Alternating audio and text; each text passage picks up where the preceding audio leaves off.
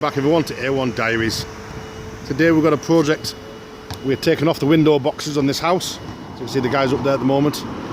They're going to be taken off and we're going to be reboarding them with a grey board so it matches the outside gates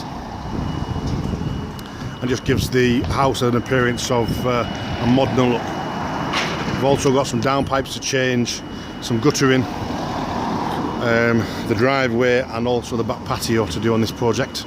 So stay tuned for video part 2 where you'll see the window boxes cleaned off and the new boards applied. Thanks very much for watching and we'll see you next time.